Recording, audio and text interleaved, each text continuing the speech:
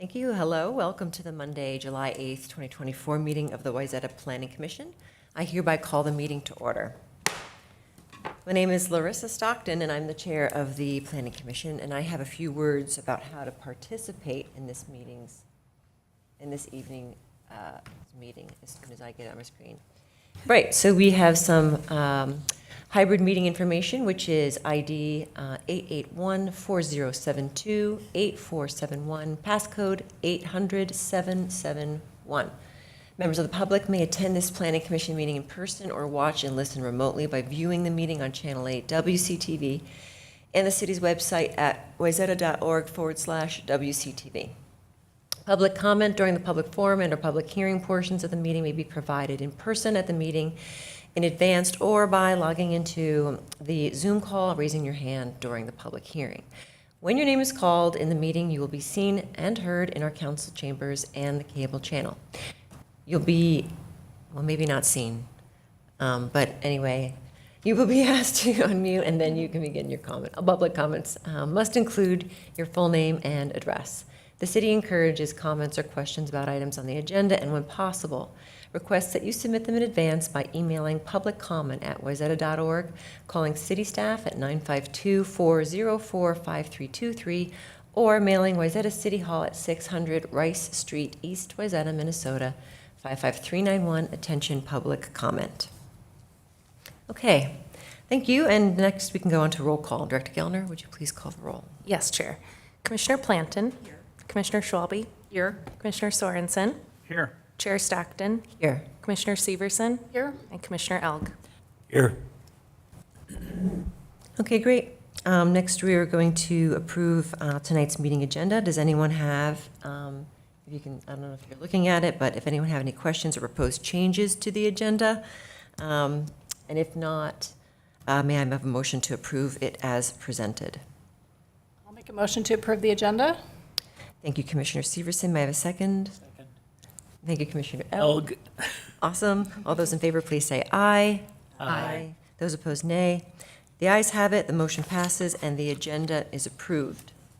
So we can move on to the consent agenda.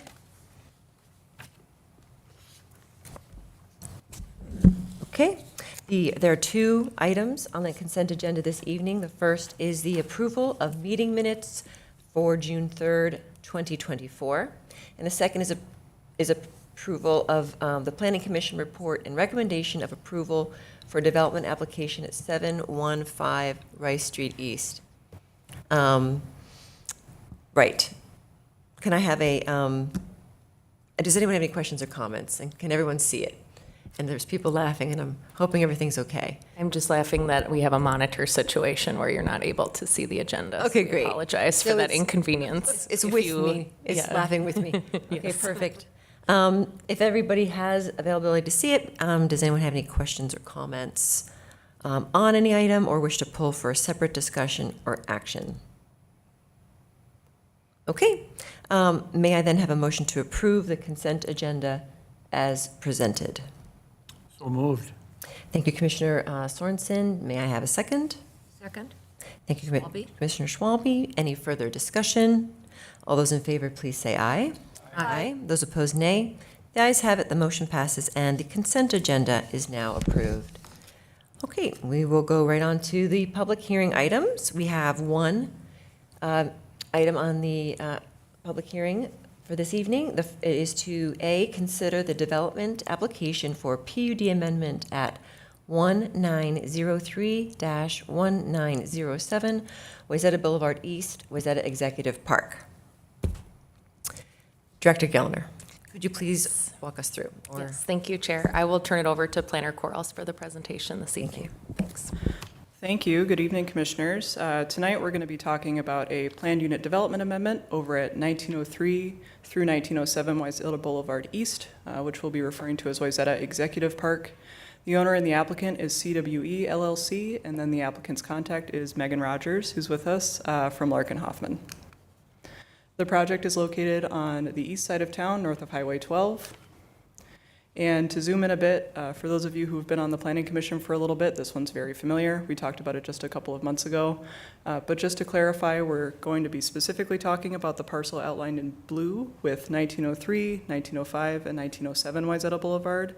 The entire outline is in red is to show that this is all part of one PUD, but just to be clear, we'll be focusing on the larger parcel. And for those of you who have a black and white packet, I'm very sorry. There's not too much color coding after this. Street view for reference.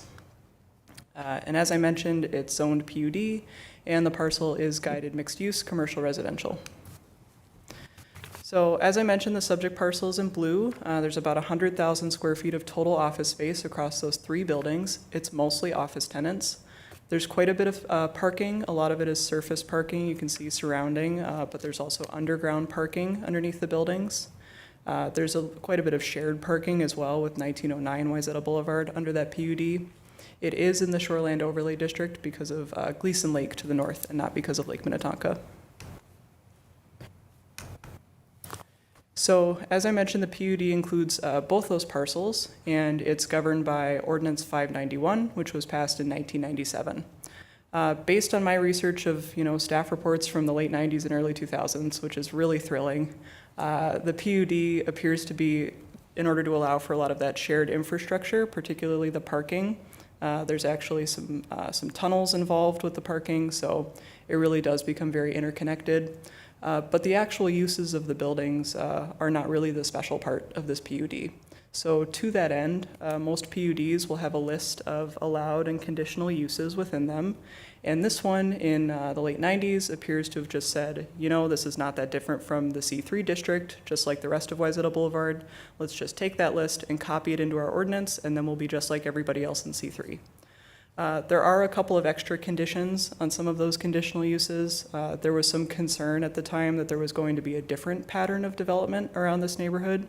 They thought there was going to be a lot more traffic on that frontage road, but in hindsight, in 2024, we can see that a lot of those uses didn't end up developing the way we thought they would, so the traffic pressures in this area are not as great as some of those 1997 conditions might imply.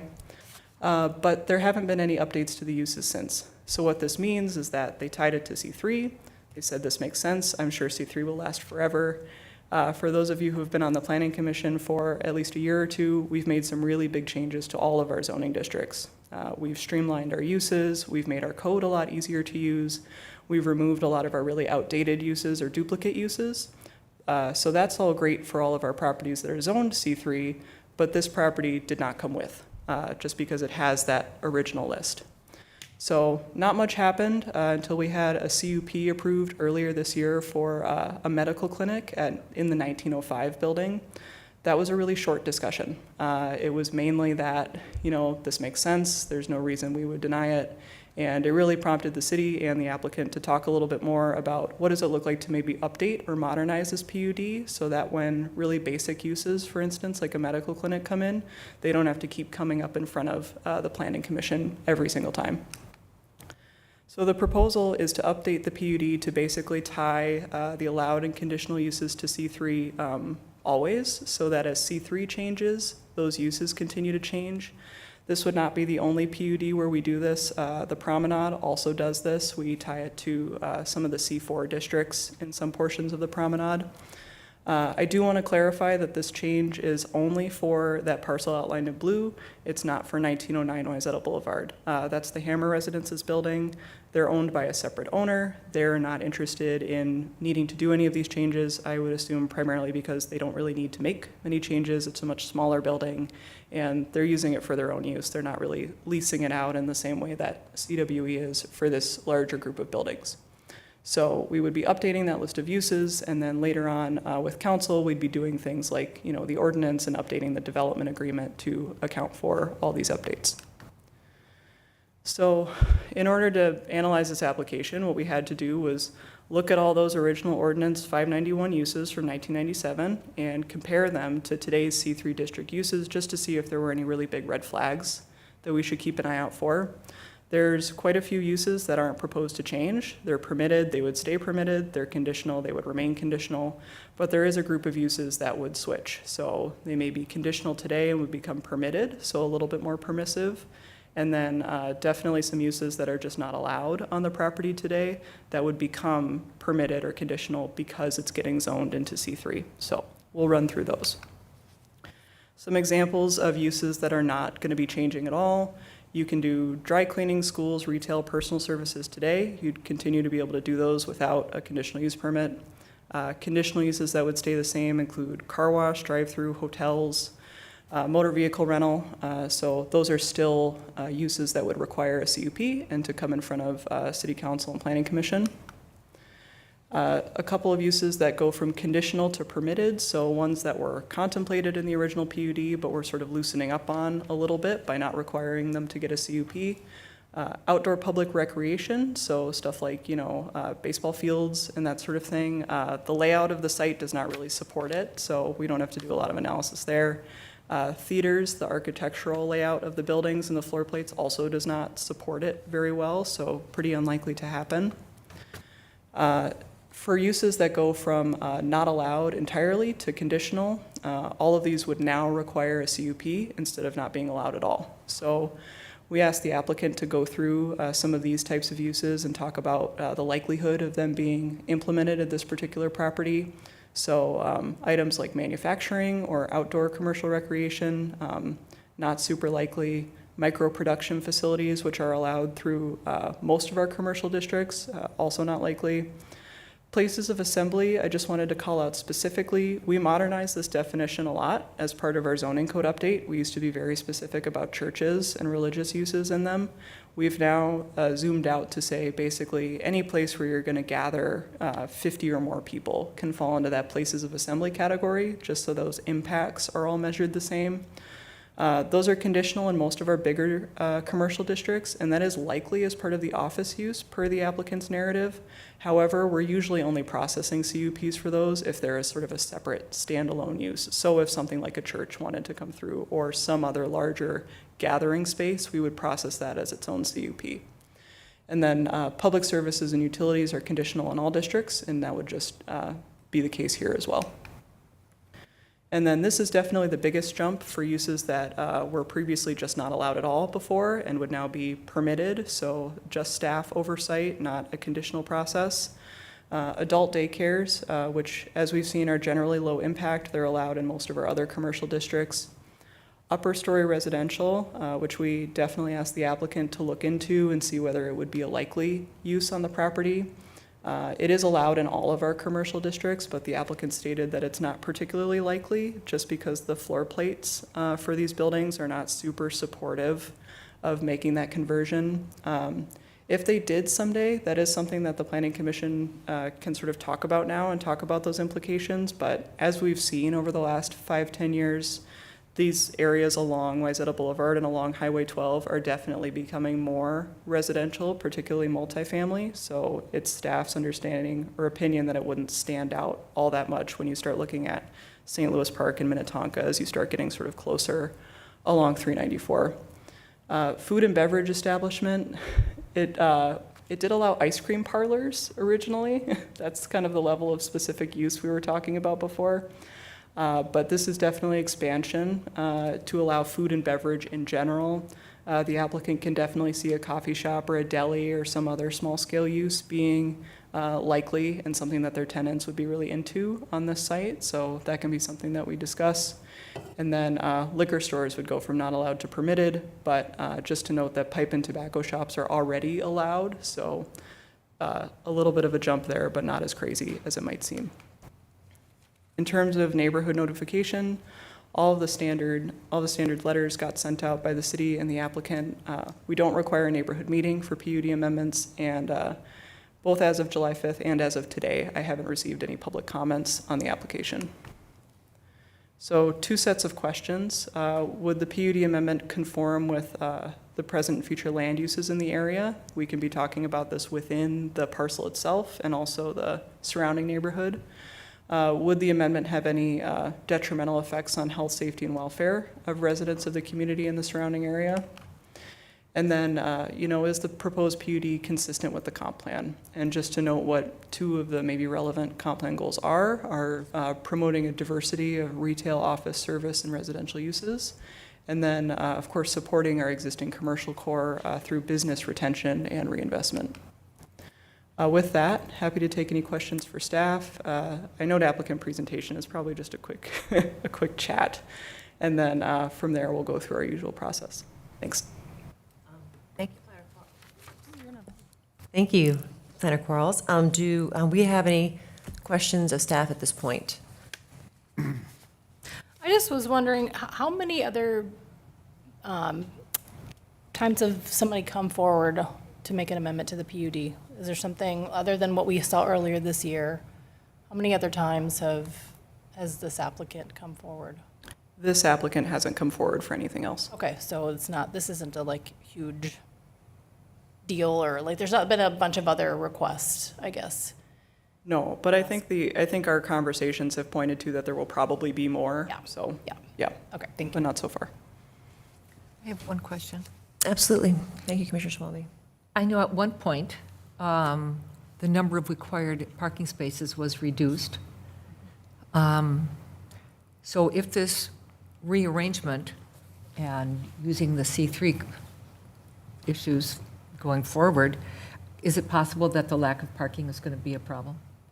If it were a really parking intensive use, yes. I think that if we were looking at uses that would, trigger a building permit or renovation, anything like that, that's actually going to come across my desk, we'd take a second to look at parking and make sure that there's still going to be enough capacity in order to handle that. And if there isn't, then we'd have to have a new discussion with the applicant about how to handle that. Okay, thank you. Okay, great. Well, if there's no further questions, then please, if the applicant would like to come forward and please address us with your name and address for the record and how you are advised, how you're part of the applicant's team. And we look forward to hearing your thoughts. Absolutely. Well, thank you so much. My name is Megan Rogers. I'm an attorney with Larkin Hoffman, and I represent Continental Properties and CWE, the owners of the Wayzata Office Park. And as Planner Quarles well stated and shared in her presentation, this issue really came up because of Dr. Ecker's dermatology practice opening at the site. And when we came in for a building permit, sure enough, city staff identified that it was a conditional use within the district. And so that had us sort of thinking about, number one, how can we get Dr. Ecker's practice up and running? And we were thankful to staff for coming in and hearing that CUP on a tight timeline. And then we thought a little bit more about, okay, when we think about the tenant spaces that are at this site, what are those sort of high marketability areas? And certainly medical office is one of them. It's a nice fit for this area. There's good parking for that particular use in terms of your existing parking standards, and it's consistent with our other office tenants. And so with that in mind, we brought forward this application that would bring this building, these buildings, I should say, into compliance with your C3 district. A couple of things that staff called out and that I'm happy to share a little bit more about in terms of those more intensive uses or those different uses. Multifamily on the second floor of the building. So a couple of facts I think are important. The 1903 building is actually a single tenant building. And that is currently 100% vacant. The single tenant has left. One of the questions that we have as a property owner and manager is whether or not that will turn into a multi-tenant building. But when we utilize it as an opportunity to take a look at that particular unit and see whether that would be a good fit for a multifamily with this very specific question in mind. And the floor plates of the buildings just don't work for it. The way that these buildings are constructed, they have sort of like a central atrium, and they would not be well suited to getting utilities, sort of an expected apartment layout and good windows for all of the folks who would live in the actual building. So at this point in time, while perhaps in the future, these buildings could be torn down and something else created there, a multifamily would not be a good fit at this site.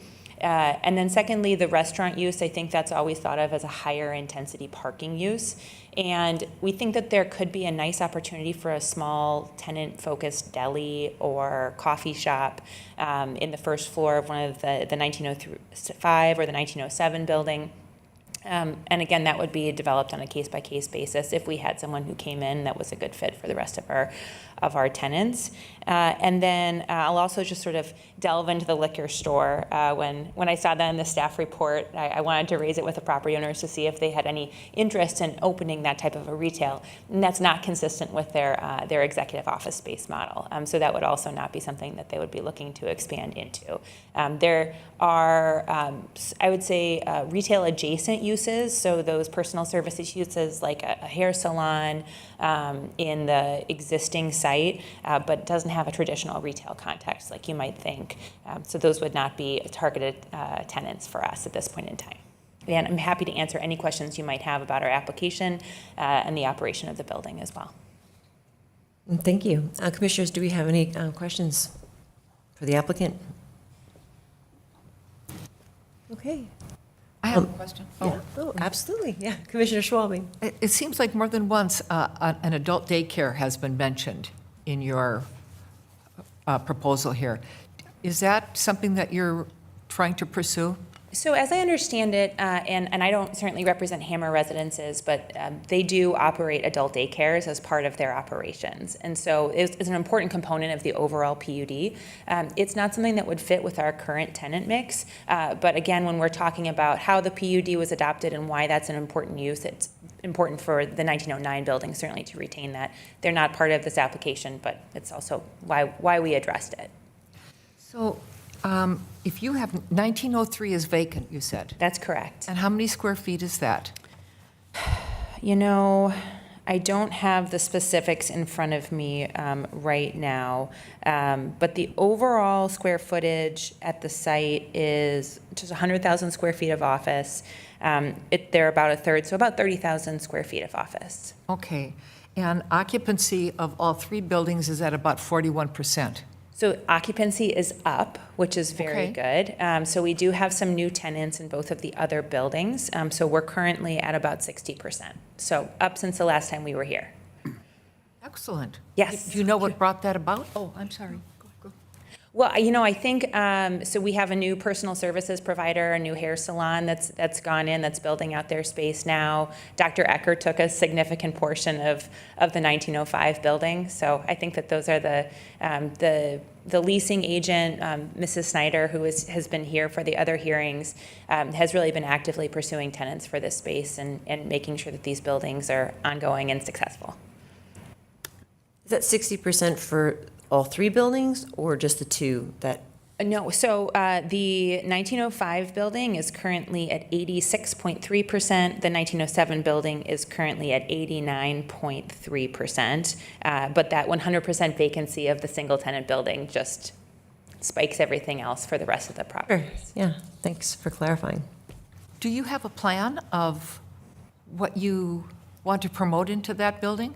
So right now, the property owner is working on obtaining another single user for the site. And that marketing pitch is going on for the next 6 to 9 months is the sort of timeline that we've set. Otherwise, we're going to start investing in the building and breaking that up into a multi-tenant space. Thank you. Yep, and it'll be very consistent with the existing tenant mix. So if approved, if the PUD is approved, medical office, otherwise we would come through for new CUPs, medical office, regular professional office space, professional services, and personal services as well. Great, thank you. If there's no further questions, we appreciate your time. Thank you. Thank you so much. Next, we would like to open the public hearing. Now, there's a thing I'm supposed to say. I think you're okay to skip that, Chair. Awesome. You're okay with that, as long as we open and close properly. Okay. The public hearing is a time for us to listen to our community. If anyone would like to come and talk about this application, please do so. I don't see anyone in the room. Is there anyone on Zoom? There is no one on Zoom, Chair. Okay, great. Then I'm going to go ahead and close the public hearing. Great. we're back to the commission. If we have any other clarifying questions. Question. Sure. I'm sorry if this is a really basic question. If the buildings are torn down, the PUD follows the property, right? Not necessarily the building itself. So they could tear all three buildings down and build something completely different, but it would still follow the same PUD, right? Yeah, I can clarify. So the PUD lists uses, but it also lists a lot of dimensional standards as well. So it lists exactly how those buildings are built and how many parking spaces Yep. there are and everything. So if they wanted to build the exact same thing again, they could do that. But if they wanted to do something different, we'd have to come back to the table in terms of entitlements. Got it. Okay, thank you. What's the height restriction in that area, or according to how things would play out? The PUD actually has a height variance. That's why the office buildings That's are a right, little yeah. bit taller. So I'd have to dig in to see exactly what that is, but I can also look up what the C. Probably not. I was just kind of looking from an imagining perspective of what could be there height-wise. Yeah. Our With the- PUD height limit for a new PUD would be, I think, 35 feet. So pretty similar. Cool, thank you. Okay, if there's no further questions, we can open it up for discussion amongst the commissioners.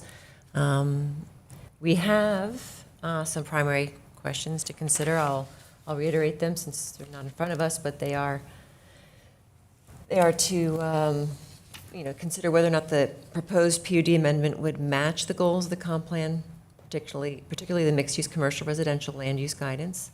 And would the PUD amendment conform with present and future land uses in the area? We also have the PUD general standards. Would the proposal PUD amendment have any detrimental effects upon the health, safety, welfare of residents in the community or surrounding area? So those are our primary things. And then, of course, looked at various aspects of the comp plan where this may or may not align. If anyone wants to chime in with some thoughts, that'd be great. Commissioner Elg, you're looking right at me. Oh. Any- I think this proposal makes sense. It seems to fit with what is occurring in the surrounding area. I think whenever we can make it easier for future tenants of the building, that serves everyone well. I don't see on the list anything that would allow anything unacceptable or, something you wouldn't expect. So I'm in favor of this change. I know there was a question about parking, and now that gathering space is on the list, I don't know what would occur if, a large church or something wanted to rent space and they were willing to blow out a large square footage. Would they have to revisit us about parking, or would they just be allowed to do it? That would be my only concern, but in all, I'm in favor of this change. Thank you. Good thoughts. Well, that is a good question. So if something like that did come up, they would need to go back to the city for approval, is that correct? Yep, Or at so if least there- to come before the planning commission? If there were a major permit like that, we would review it for parking to make sure that there was capacity. I'd have to compare the office parking rate with the places of assembly parking rate, but at the same time, they'd also need a CUP no matter what for those places of assembly, so 2 layers. I was just going to say a CUP would be required for places of assembly. So if anything was to change for that 1903 building, that would come before you. Thanks for coming up to clarify that. Well, I'm sorry. Am I- No, please, yeah, no. Okay. It seems as if this would certainly match the goals of the comprehensive plan. It would certainly match the goals of the community in terms of, well, we don't want just 60% occupancy, we'd like to increase that, and it's good for everyone if that happens. And I think it would conform with present and future land uses in the area on that 394 corridor.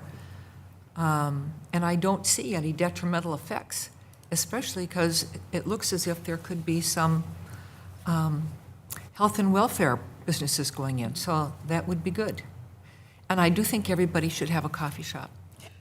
So true. Currently have a coffee shop deficit here in I think I may go Wayzata. into a new business. So there's that. But yes, so we'll just have them all around us. Any further thoughts? I mean, I would just like to add that I appreciate you coming back to the commission, and I think we kind of planted this in your ear a couple of months ago, so it's nice to see that, business owners are coming to us to try to modernize their PUD and not have to, we don't want to make this onerous for you to have to come back each time, and appreciate that you're trying to fill these spaces with tax-paying tenants and people who want to come here to work, and so I think it's great, and there's nothing in here, and from what you've said of the tenants that you're looking to fill this with, that would concern me, and think it's nice to have a little bit more diversity of tenants in there, so I'm in favor of this. Please, Commissioner. I was going to say, I agree with my fellow commissioners, and it's nice to see the spaces in our community filled up, tax-paying dollars, of course. My questions were all answered by staff and by your presentation, and the questions from the fellow commissioners. And when we look at the primary questions to consider, I think we can agree that they're being met. So I have no problem with this application. Sounds good. I'm not sure I can add a whole lot to the conversation. I'm supportive of the application. I think it's a high-quality facility, high-quality location, desirous property of high value to the community. And what we're doing here is appropriate to encourage further investment, so I'd be supportive of the application.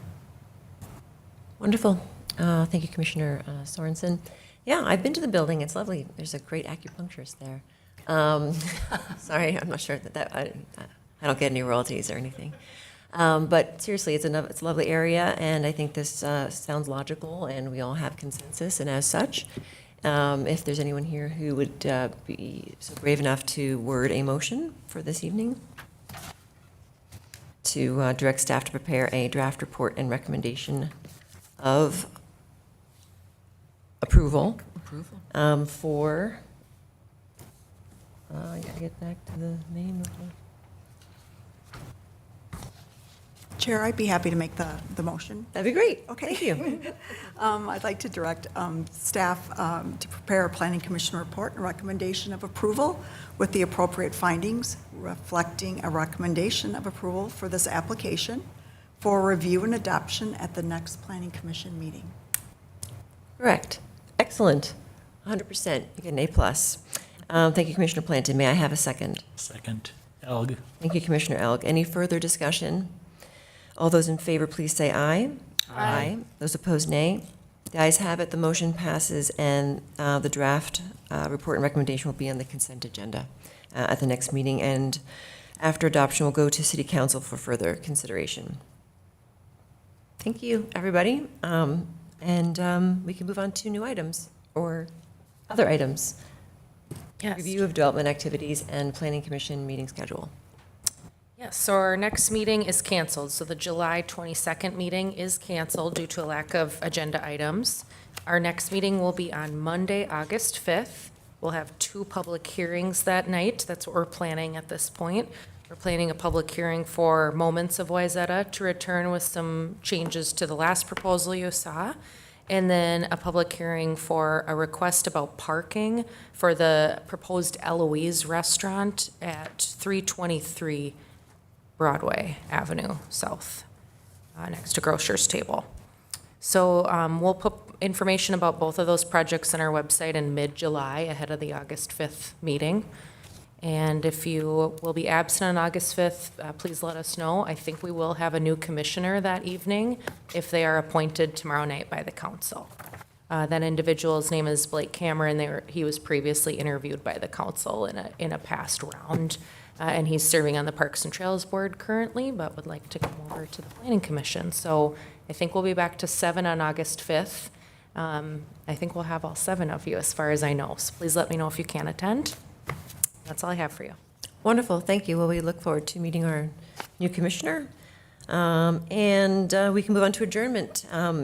Thank you, everyone, for participating. Can I have a commissioner who can make a motion to adjourn? So moved. So moved. May I have a second? Second, Planton? Thank you, Commissioner Planton. Any further discussion? All those in favor, aye. Aye. Those opposed, nay. The ayes have it, the motion passes, and the Monday, July 8th, 2024, Wayzata Planning Commission meeting is adjourned.